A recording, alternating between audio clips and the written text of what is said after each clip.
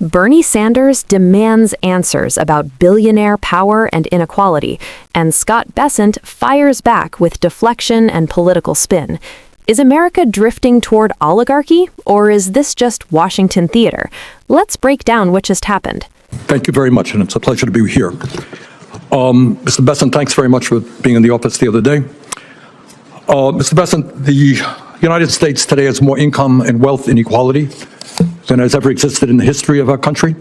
You got three people on top, Mr. Musk, Mr. Bezos, and Mr. Zuckerberg, who are now worth almost $1 trillion. That is more than half of the bottom of our society, some 170 million people.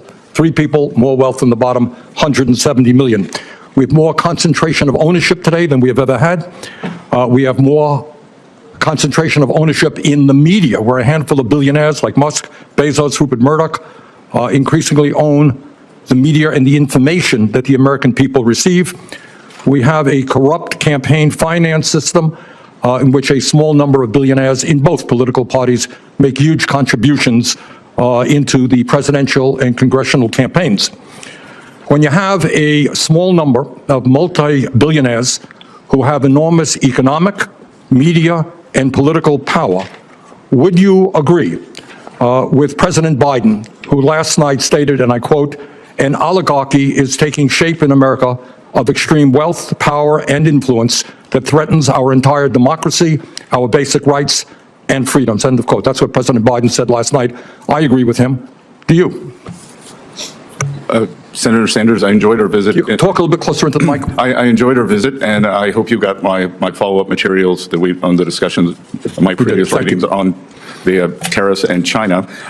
And look, the three billionaires who you listed, they all made the money themselves. Mr. Musk came to the country as an immigrant. I understand that, but what I'm asking you is, when you have a handful of people like Musk, who will soon be part of the Trump administration, and others, when you have three people owning more wealth than the bottom half of American society, when these people have enormous influence over the media, when they spend huge amounts of money in both political parties to elect candidates, what Biden said last night is we're moving toward an oligarchy. I'm asking you that question. Do you think, forget how they made their money, do you think that when so few people have so much wealth and so much economic and political power, that that is an oligarchic form of society? Well, I would note that President Biden gave the Presidential Medal of Freedom to two people who I think would qualify for his oligarchs. So this is not a condemnation of any one individual. I'm just asking you, would so few people have so much wealth and power, do you think that that is an oligarchic form of society? Senator, I think it depends on the ability to move up and down the income. No, that's not really the answer. I mean, even if you had that mobility, no matter who those individuals might be. All right, but let me ask you another question. Right now in America, we have over 22 million workers who are making less than $15 an hour, and nearly 40 million people in our country earning less than $17 an hour. Shamefully, the federal minimum wage, despite the efforts of myself and other people here, have not been raised since 2009 and remains an unbelievable $7.25 an hour. Will you work with those of us who want to raise the federal minimum wage to a living wage to take millions of Americans out of poverty? Senator, I believe that the minimum wage is more of a statewide and regional issue. So you don't think we should change the federal minimum wage of $7.25 an hour? No, sir. Okay. Mr. Bessent, millions of working class Americans who are struggling to keep their heads above water are paying outrageously high interest rates on their credit cards. Over half the American people who take out new credit cards are being charged interest rates of over 24%. During his campaign, President-elect Trump promised that he was going to cap credit card interest rates at 10%. I happen to think that that is a very good idea, and I will soon be introducing legislation to do just that. Will you, as if you are confirmed, be supportive of what President-elect Trump said and what I want to see happen, and that is to cap credit card interest rates at 10%? Senator, I think we can both agree that many credit card companies have been bad actors throughout history, and I will get back to you once. Now, very simple question. Trump said he wants to cap credit card interest rates at 10%. I agree with him. You be supportive of what Trump and I would like to do? When President Trump takes office, and if I am confirmed, I will follow what President Trump wants to do. Okay. Bernie Sanders demands answers about billionaire power and inequality, and Scott Bessent fires back with deflection and political spin.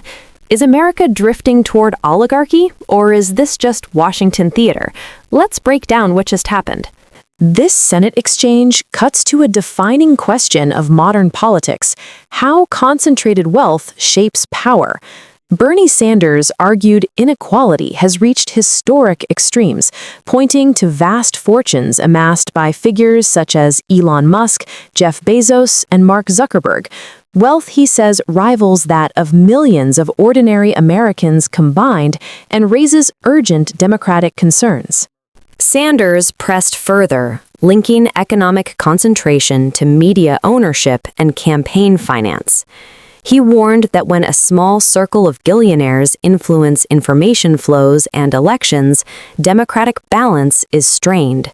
His central question: does this concentration signal a drift toward oligarchy, echoing warnings raised publicly by national leaders? Treasury nominee Scott Bessent resisted the framing. He emphasized entrepreneurial mobility and individual success, arguing that wealth accumulation alone does not define oligarchic control.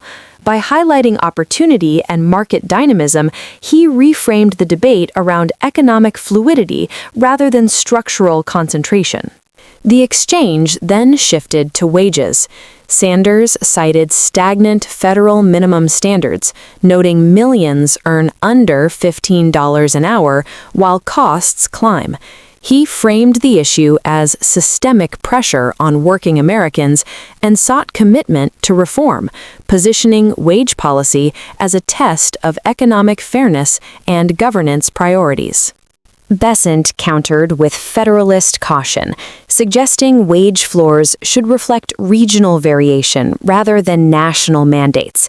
The divergence illustrated a broader philosophical divide: centralized intervention versus localized economic calibration, a recurring fault line in U.S. policy debates.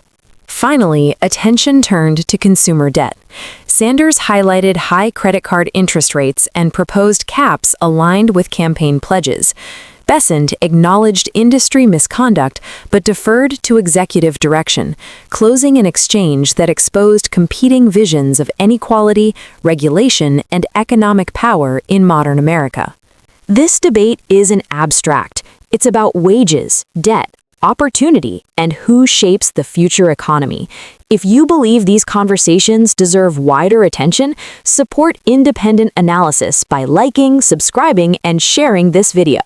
Add your perspective below. Your voice drives this discussion forward.